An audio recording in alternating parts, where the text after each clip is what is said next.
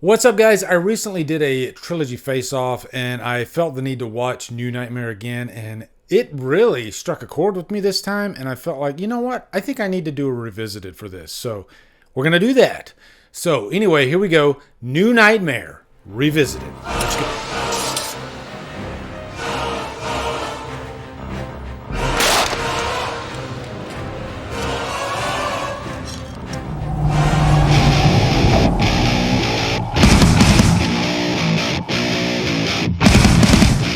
New Nightmare stars Heather Langenkamp, Robert Englund, Moo Hughes, and is directed by the master, Wes Craven.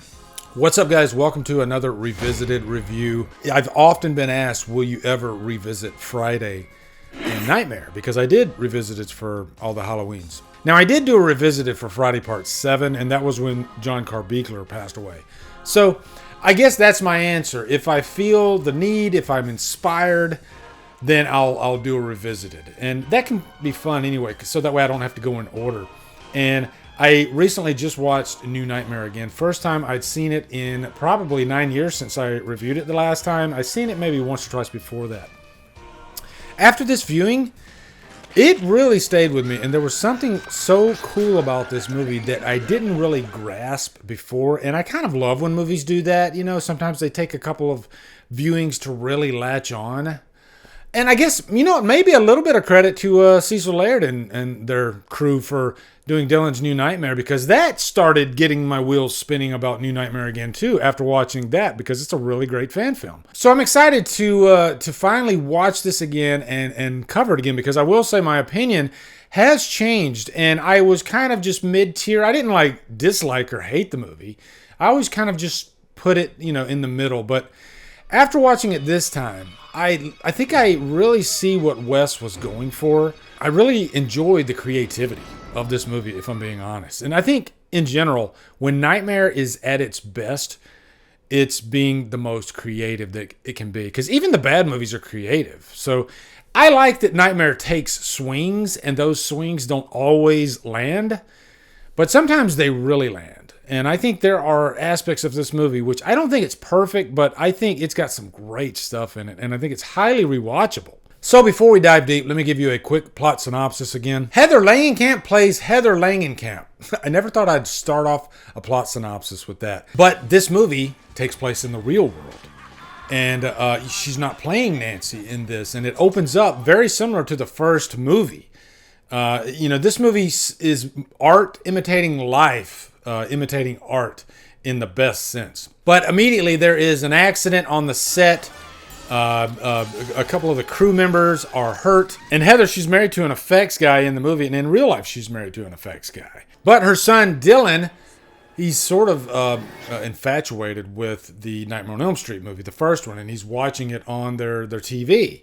Throughout this movie, it feels like the essence of Freddy is permeating slowly into Heather Langenkamp's life. And the whole idea of this movie is Freddy is, you know, so big, so larger than life that if you stop making the movies, then it gives him the opportunity to come into the real world. You know, because Freddy, he's not flesh and blood. He is of our dreams. And so the idea of that coming into the real world is kind of irresistible. And it does play along those same themes of fear. You know, if you fear him, then it gives him more power. The character Heather in this movie has a stalker, which is very similar to in real life. She actually had a stalker. There's quite a few final girls in Hollywood that had stalkers. Adrienne King from the first Friday, she had a stalker. Danielle Harris had a stalker. And we're talking dangerous people that literally would show up at their front door, you know, people that would even go as far as threaten for the sake of their love for that person. So I can only imagine how scary that can be for a young actress. And let's face it, guys, we're horror fans, but there is a very, very, very small percentage of us that take it a little bit too far. And you know, that this is their life and nothing else matters. It's all about horror. And I think when you focus so much of yourself into one thing, because it's maybe all you have, then it can enter dangerous territory. But eventually there is a cool scene where her husband, he's on the road, and then he falls asleep. And so then he is killed by Freddy in, you know, a really cool sequence. The knife comes up out of the car seat.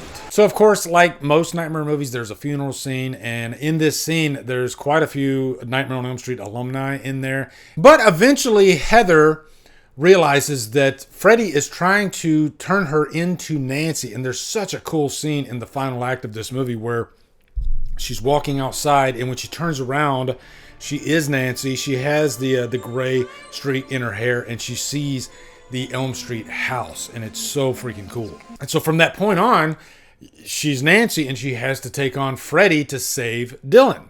Now, Moo Hughes, we all know him from Pet Sematary, and he is a major part of this movie. And I think he's a big reason why Freddy comes out in the first place. We all know when we have kids, we constantly worry about their safety as parents.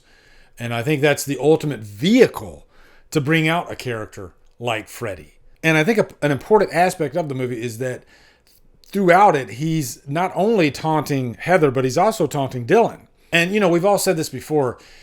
Kids in horror movies, it can be a bad proposition if they don't put out a good performance, or you have a director that doesn't really know how to utilize the best of children. And luckily, Wes Craven directed this. And not to take anything away from Moo Hughes, I mean, he had experience with Pet Sematary, and he's really great in this. And this is one of those instances where, you know, children, I think it can actually work to the film's benefit. Because thinking back, Freddy, one of his issues was he's a child murderer, right? So it's interesting that they focus a lot on Dylan in this movie. And I think that's one of its greatest strengths. Now, one thing I didn't realize about this movie is that it's almost 2 hours long. And I think you don't realize it because it's pretty entertaining as it's going along, and it's very, very creative. I love the balls that this movie has to actually have characters that are the real actors. And most of the time, I think that idea can fall on its face. Funny enough, I just reviewed The Exorcism, which is a similar type of premise because it's a washed-up actor trying to gain some notoriety again. And so a lot of that movie takes place on a movie set. And so there are some similar ideas here in this movie. This one's different, though, because she's actually playing Heather Langenkamp. And it can be confusing. It was confusing for Heather because she was like, how much of my real life is going to be in this movie? And, you know, and Wes did use certain elements of her life, like the profession of her husband, like the fact that she had a stalker, you know. But outside of that, I think they were pretty safe in not, like, you know, having this be the Heather Langenkamp story. It's not that at all. It's a Freddy Krueger story. How does he come back? Miss me. And not just Heather. You have Robert Englund and Wes Craven as themselves in this movie. And it was really cool to see Robert Englund, you know, just showing his normal home life. He's painting as a lot of celebrities do, you know. And he's almost the opposite of what Freddy Krueger is. But I think the big scene is when she goes to Wes Craven's house, you know, his beautiful estate, which originally behind the scenes, like in an early draft of the script, they wanted Wes Craven to be a little bit crazier and, you know, trying to get rid of Freddy on his own. He's got his own issues with Freddy, and he's scared to death. And I think he even like cuts his own eyelids open. And I'm kind of torn on that. Like, what if they did go that route and made Wes Craven a crazy lunatic? I think it's maybe better that they went this route and, you know, had him just play himself. But the really cool thing about this is the script and how it's playing itself out in real time as the movie is going along. I thought that was genius. Up until the very end of the movie, which I think was a beautiful ending to the movie. Now, talking about Heather Langenkamp, I do think this was the perfect like swan song for the character, Nancy. Even though it's Heather for most of the movie, it still feels like a Nancy versus Freddy movie. And it is that in the final act. But all the credit in the world to the performance of Heather Langenkamp. I do think this is her best performance out of the 3 movies that she did. She really gave it her all. And if she never plays Nancy again, I'm okay with that because I think this is like the perfect way to end that character. Very similar to how Jamie Lee Curtis did Halloween H2O.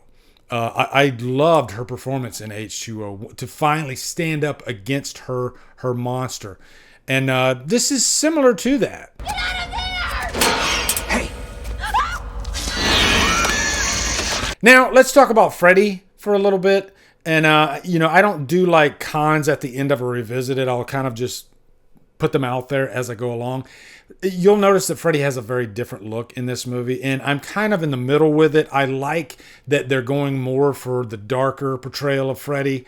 I think as the series went along, he just got sillier and sillier, and eventually he just becomes not scary. When Wes Craven took on this role, he went back and he watched all the Nightmare movies because he originally was going to make this just a sequel. He couldn't really find a connective thread that was worth exploring by the time he got through with Freddy's Dead. He thought they were ridiculous.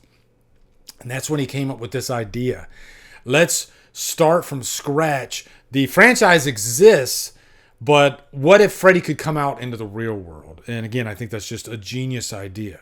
And I think it was a great way to close out the franchise. And by doing that, you can kind of show the like mythical status, the legendary status that Freddy would become, being on the Mount Rushmore of franchise killers. And, this movie touches on that a little bit when they're on a talk show and Freddy comes out and even the kids are loving the guy. But the look of Freddy in this movie is what Wes Craven originally envisioned the character before they even made the first movie. He stated before he died that he kind of regrets it and he wishes that, he would have stayed with the traditional look of Freddy. Even though Freddy had a few differences in each of the movies, it still had pretty much the core look. This was far removed from the Freddy that we know. I much prefer the original look of Freddy. I think that's timeless, whereas this, it's not bad. And I think it suits the story because in the real world, maybe Freddy does look different than he did in the movie world, So story-wise, I think it makes sense and I think it works well. Visually, I prefer the original look. Now, as far as the kills go, if I compare this to the rest of the franchise, I don't think it's like one of the best movies in terms of kills. But I think one thing I got out of New Nightmare this time was it's not really about the kills. It's more about the legend of Freddy, having a proper send-off of the character, and even Nancy. Ever played in the cat? And I'd even say some of the kills are redundant, like the babysitter in the hospital. It's a great freaking scene. It's cool as hell, but it's very similar to the Tina death in the first movie, which I think is far better. But it is really cool. And it's cool that you actually see Freddy in that scene, whereas you didn't see him in the original movie. And Freddy does have some cool lines in this movie, but they don't weight the movie down. He's there to just be more of an ominous presence. And I personally still think that's when Freddy works best. I like him talking, don't get me wrong, but I like when Freddy's a little bit more mysterious, and he is that in this. But you don't see Freddy until a good hour into the movie, when he's in the closet and he says, "Miss me?" I don't hate that. I actually like that they built the story first and then eventually showed Freddy in all his glory. So I'm definitely going to give this a high purchase worthy. I didn't even watch my last review, so I don't know what I gave it. I probably gave it a HUMDRUM, I'm thinking. But I quite enjoyed it this time around, and I think it's one that I'm going to watch more often in the future. And it's cool because it's a movie you can start with. You don't even have to do them in order. You can watch New Nightmare by itself, as long as you know who Freddy is, which most of us do anyway. If you haven't watched New Nightmare in quite a few years, I would urge you to give it another watch, like me, and maybe you'll find some new enjoyment, or maybe you just love it to begin with. And let me know your thoughts about New Nightmare in the comments. Looking forward to hearing them. Also, be sure to come over to Killer Flicks, where we talk horror all day and every day. And on Fridays, we do Free For All Fridays. Support me on Patreon or become a channel member. Anyway, guys, thank you so much for watching. Have a great day. Drumdum out.